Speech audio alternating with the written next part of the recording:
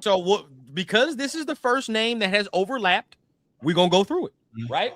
Now that we on the rundown show, y'all know what it is, man. We're gonna go in depth and we're gonna really run it down. So right now, the first name that has overlapped for everybody that I have seen so far, most people, there's been a select few that don't have him, but Kubiak, right? Kubiak is the first name that overlaps, and we're gonna go through some history. I'm gonna read it to y'all right now. So one, right? Let's go down all the way. I'm gonna go when he started. So we starting at 2021. He was an offensive coordinator for the Minnesota Vikings in his first full role in the NFL. Right now, keep in mind, Kubiak, he's part of them Kubiaks, right? So he's like NFL family. You know what I mean? We talking about how NFL has their families, the Shanahans, you know what I mean? Things of that nature. Kubiak is all part of that. So he's all in that entrenched with his dad, right? And then you go 2022, Denver Broncos. He was the passing game coordinator and quarterbacks coach, and he shared the play calling duties there. Then he goes to the Niners, learns under Shanahan in 23 as the passing game coordinator. That's when he started working with Brock Purdy. Brock Purdy started making his ascension there in 23. 24, he was the Saints offensive coordinator with Derek Carr. Now, for a couple of games with Derek Carr before Derek shit the bed there, they was having some games. I ain't gonna cap. They was having some games. Remember them first couple weeks? They put up like 80 points. Everybody was like, bro, the Raiders fucked up. They got rid of Derek Carr. Look how he's playing, and all that extra shit happened after that. But he had them rolling for a little bit, but okay, I don't really blame him for that. But as soon as he gets to the Seahawks, we see what the Seahawks are this year. You feel what I'm saying? All I need, he making Sam Darnold feel like Seattle fans feel like Sam Darnold is ginger Tom Brady right now, the way he playing. They're like, oh my God, he's the greatest thing since sliced bread. Bro, 180 yards on the Niners defense the other night. You feel what I'm saying? Running game stays consistent. Where the whole year I've seen him, and we already have a running back. I fuck with what he has. Now, do you think that his play calling, the way if you watch Seattle this year, do you think the way that they play football and our personnel match and mesh? We need a number one receiver. There you go. Yeah. If we get that, we good. Yep. There you go. Now he's brought some of his offensive staff over there, with him to Seattle. If you're talking about, his quarterback's coach, he brought that. That's his guy, right? So he brought that to Seattle. Now look how Sam is playing. Okay, boom. If he's our head coach, you would assume he would bring his guy, quarterback coach. Also, he brought his own O-line guy, right? A guy that he knows. And look how Seattle's offensive line has ascended and played, right? Last year, remember how we was talking about Seattle's offensive line with Geno? They were ass. Right now, this year, much different story when he enters the fold. So that's exactly some of the shit that we're talking about too that we need. Now, I think the personnel match. I mean, how you feel about his identity, offensive system, Mike, and how it can mesh with the guys that's here? I feel overall it could mesh well. Obviously they definitely use both running backs, so Gentry will get used often. They don't really have like a Brock Bowers, but you already know Brock, you're gonna get him the ball regardless. You're going to scheme him up. You got to you're going to scheme him up. Yeah. And I'd say Besh really fits well with this offense at the moment. I like that too. I think Besh can fit in this offense. I'm right with Trey, though, where, like, we need a guy, bro, like a receiver. You know what I mean? We need a guy, a receiver, because right now I feel like it's a lot of pieces that complement each other, but there ain't no like guy. Now, when I'm talking about everybody can be like, well, what about Brock Bowers? This is the thing, bro. Brock Bowers, as good as he is still a tight end. You feel what I'm saying? So at certain points, bro, like there's a reason why, even though he's still in the game, shit is still condensed. Why? Because he has to fucking line up in line sometimes. He has to do tight end shit. We can't just line him up at X and be like, there you go, all game. You can't do that. Yeah. With Brock, with a receiver, on the other hand, if you have like a Malik Neighbors or something, now defense is like, well, yeah, we can't bullshit with this dude over here. You feel what I'm saying? Like, we got to keep some coverage over here. And what will that do to the middle of the field? We're going to eat with 89 at that point. So we got to get something for somebody over there. Now, quarterback, we got to match it up. What quarterback matches with this system? I would say Fernando. Yeah. Yeah. Definitely Fernando. Fernando. Yeah. If you get Kubiak out, I think we're already on the full track to the Fernando train. No cap. Yeah. Now, look, seeing how Dante plays, Dante can play in this system. He can play in this system, I believe. Now, the way Sam, I'm not saying he is Sam Darnold, but let's just say like Sam and Dante, let's just say it's not like so far-fetched where Dante can't just run this shit. You know what I mean? Like he can run this. Yeah. It's not like we're looking at Dante like he fucking Lamar Jackson and he's got to fucking, you know what I mean? He's got to learn how to throw the football. Like he can throw the football. So I wouldn't say it's far-fetched, but as far as like more of the fit, it's for Fernando definitely more of the fit to me. Yeah. Real quick, do you think we would go just for that number one receiver, especially since we got money? Do you think we would go get that disgruntled receiver from another team rather than draft one? You mean George? Big George. Yo, George, here Georgia do too, huh? Ain't that's one of your guys? I'm thinking Justin though. Oh, you want Jet? Oh, shit. Do you think he really want to stay there with JJ McCarthy another year? My boy thinking big. I don't know. See, this is what you would have to ask Justin. You would have to say, okay, because you going from JJ, who is unproven his damn self, to another guy who's pretty much unproven his damn self. So it's like that. Like, how do you want to deal with that? No, looking at him, I would say, like, does he want a veteran motherfucker rather than trying to go to another rookie quarterback? So we'll see. But I ain't mad at you with that. I ain't mad at you. Shit, I'm trying to swing big, damn it. Because, I mean, I don't think he was mad at JJ till he seen this motherfucker couldn't stay healthy and throw the ball. Exactly. Yeah. so maybe so. Yeah, maybe. And with a dude like maybe Fernando or even Dante, he would eat. But that's far-fetched. I'm gonna tell you right now, and Mike don't want to hear it. That's a trade max type of move. You don't do that shit unless you trade max. I'm telling you right now. And unless you trade max, then you can start talking about shit like that. But I don't think you do that if you still have max. Because that takes capital, bro. Like to get a motherfucker like Justin Jefferson, that takes capital. And y'all know unless he requests that trade. Unless he requests a trade, but even so, they still gonna want 2 first for a talent like this. You ain't just gonna get no pennies. Hell no. Yeah, we and the contract. Right. You better off going free agency or draft, bro. Draft at this point. Yeah. At this point, we don't have a good track record for trading for these motherfuckers. I'll tell you that right now. Yeah, bro.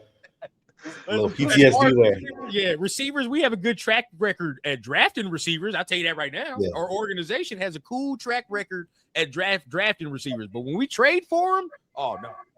No, sir, it don't work out.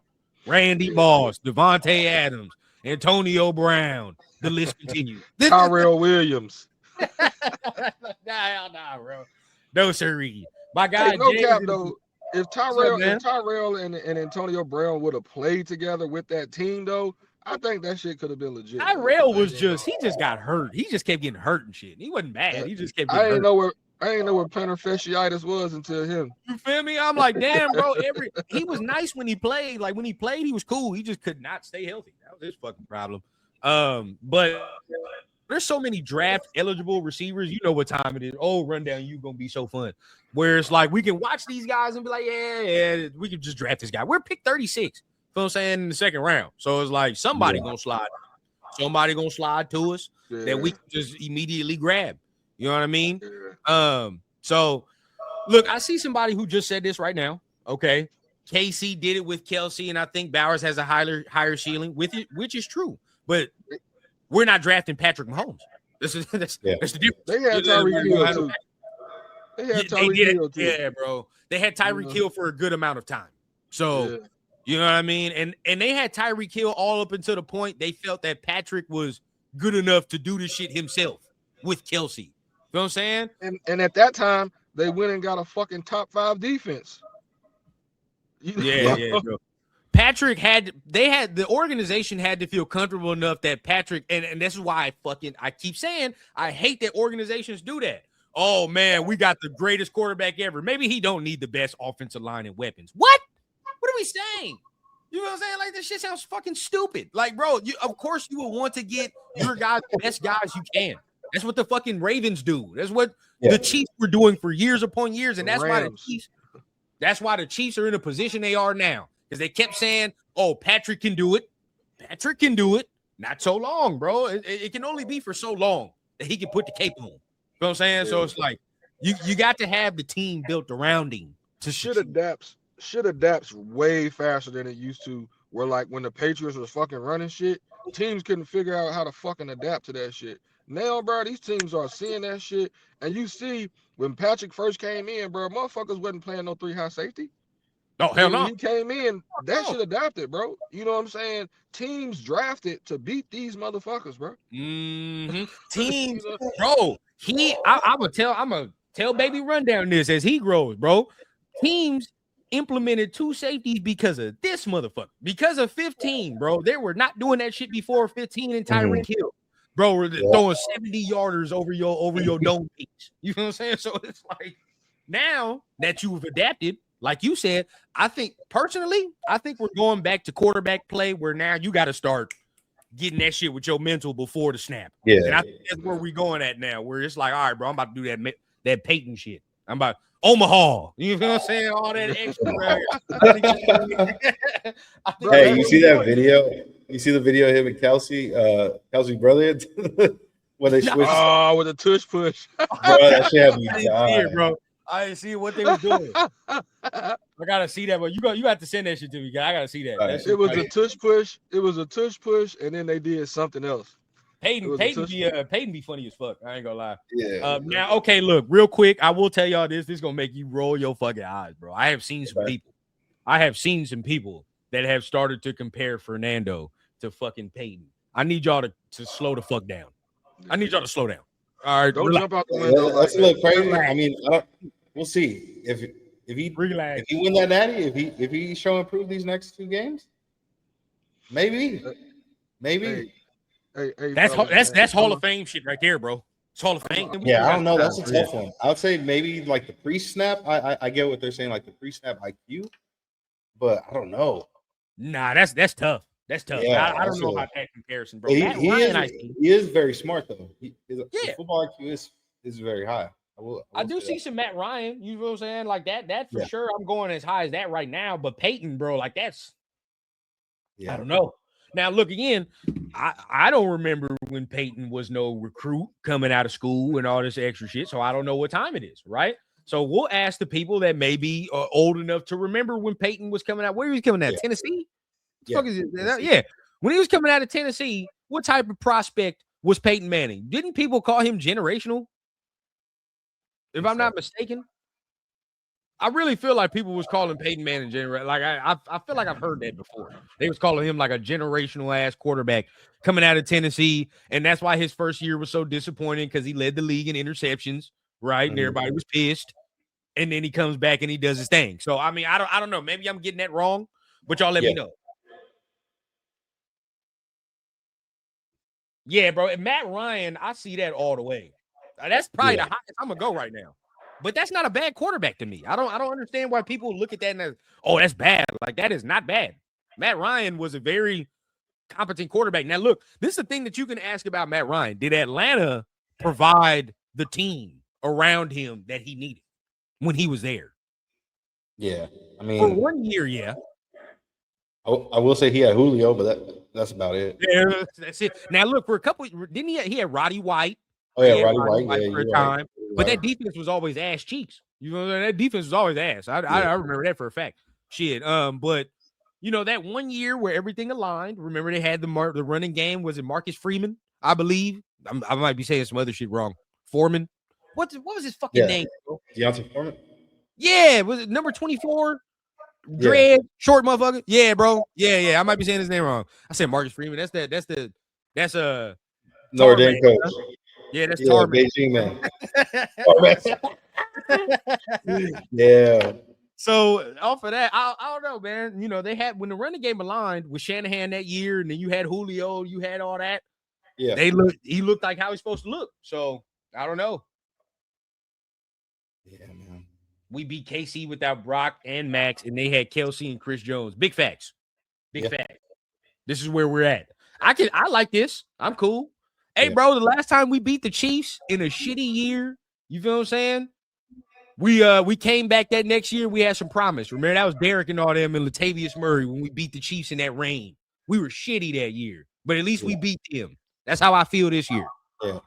We'll come back. So I'm guessing this comment is referring to the Peyton Manning comparison. You said if he serves Dante again. So, okay, is that say okay? I know he probably dead ass, but he said they had Manning in the pros in the 8th grade. Shit. Hey, boy, some of them is like that. Remember Trevor Lawrence back in Clemson? Yeah. Trevor Lawrence was like from middle school. They was talking about that motherfucker. Hey, what about they're already starting to do that just based on seeing him sitting right there next to Peyton, his son. Oh, Arch? Is that not Arch ain't his kid? No, Arch's nephew. You talking about his son? Who's his fucking son? His son playing? I think he does, but he's a lot younger. He was like sitting right there. Yeah, there's a clip of him sitting right there at the game with him, like they were talking like during the game or something about something. Oh. They go offer that motherfucker in the 6th grade. Yeah, bro. immediately people are like, "Oh, there's another one." Hey, bro, they gonna offer him in the 6th grade. But as far as me, man, Kubiak, that's the main one for me. Now I know, as far as real quick, I do have the offensive scheme. We know his identity. He blends that zone read, which realistically, it's like I would like to have Genty in more of a power scheme. You know what I'm saying? I would want Genty more of a power scheme, but that play action and the way he balances that rushing attack, I do like. I do like the way that Kubiak balances the rushing and he uses that play action. I like his pre-snap shit. You know what I mean? Mm-hmm. So he does a lot of things that I do like. I personally would want Genty in a different scheme, but I think it could work. Yeah. So off of that, USC back then offered 6th graders. They did. No cappery. USC was trying to recruit by any means necessary. Yeah. By any means necessary. Yeah, I want some power for Genty, bro. I feel Genty is a better power scheme runner, than he is just a zone runner. So I hope the next coach that comes in kind of sees that too and don't try to change up the way he runs. Let me see. My boy Ja, good question. He says, next question. If it's Brian Flores and Brian Daboll is our next coach, are y'all cool with it? Because they're saying it's gonna be Patriots way 3.0. I hate that they keep saying that shit. That just makes it seem like a little like nah. Yeah, bro. Like if you were to take off the Patriot way tag, I might be like, oh yeah, that's a little better. But it just makes me cringe when you say that. How you feel about that? I know we talked about it already. I mean, how would you feel if that was the pairing? Honestly, I don't know. I don't know if I trust, depending on who's the head coach, but I don't know if I would trust Brian Flores as a head coach, unfortunately. I feel like there's just certain coaches that, they're better as coordinators than they are as head coaches. Yeah. For example, is the last guy that we had that was the Patriot way. Yeah, you talking about McDaniels. Yeah. He's probably not my first on the list. I would like if they get hired, I would assume that some shit didn't fall through. I'll say that. Or I will assume like some plans fell through the wayside. Like they didn't fucking get Mentor. They couldn't get Kubiak. They couldn't get LaFleur. Right. A lot of these guys that we're looking at, if that's the case, and this is who they landed on. Even so, if that's how they landed on these guys, I don't think I'd have like much confidence from the get-go because we just went through like 4 or 5 motherfuckers before we got to y'all. So there's that. But, seeing and though, I do like Brian Daboll as an OC and as a quarterback developer. I do like that. That makes some sense to me, especially if you got him with Dante Moore or if you got him, with Fernando. It can work. Now, Brian Flores as the head coach, that's the only thing that's holding me up because I know exactly what the defense going to do. I know the defense going to be straight. But, can he lead men as far as all 52? Can he get guys on board? Now, one thing I do like about him is that he don't take no bullshit. That's what I do like. I like that. As far as, bro, we're gonna be in line and we're gonna be in shape. But at the end of the day, that only goes so far with certain players. You know what I mean? That the dictator militant type. Yeah. Yeah. 100%, bro. It's tough. It's tough really to decide on what's the right fit for this system for this next rebuild. It's tough. Yep. If John Harbaugh's time is over in Baltimore, what y'all think of him as our head coach? Personally, I don't want Harbaugh. Yeah, I'm cool. I'm good. I've seen Harbaugh with a generational type quarterback talent, and he still ain't won a Super Bowl yet. I'm good. Now, I'll take that quarterback that's over there, though. No, 100%.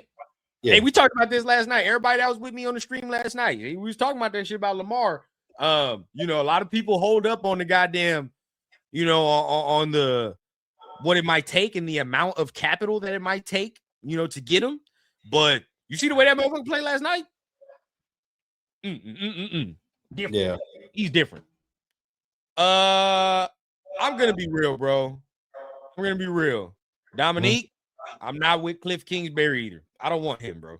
I don't. Yeah, I don't know how I feel about Cliff. Yeah, I'm not as a head coach. Maybe as a coordinator. Yeah, as a coordinator, I'm with. But as a head coach, like I'd much rather try the Kubiaks, the LaFleurs, and all that shit for shit. Even if the Packers fire their